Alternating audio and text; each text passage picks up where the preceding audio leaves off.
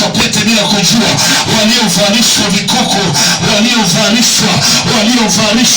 waliovalishwa pete za kichawi, na haribu kwa Yesu. Na choma moto mapambo yote ya asili, mapambo yote ya majini, moto, shanga zote za kichawi, shanga zote za majini kwenye moto. Na kamatia yeyote aliyeolewa kwa siri, yeyote aliyeolewa kwa siri, yeyote aliyefunga ndoa kwa siri, na kutenganisha leo. Tenganisha ili aliyeolewa kwa mara nyingine.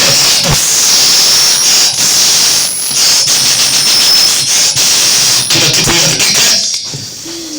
Wakati wengine wanapata neema ya kuwa huru, wewe usikalie kushangaa wenzio wote kana tatizo lako. Unajua ushamsahau. Natangaza kuachiwa kila aliyeolewa na majini, kila aliyemilikiwa tangu akiwa mtoto mdogo, kila aliyechaguliwa kwenye ukoo, kwa jina za achiwa.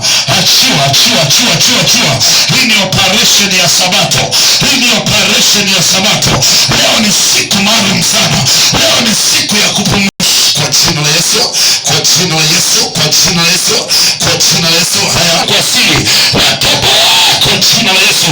Hiyo siri nafichua. Sasa nafichua hapo nafichua.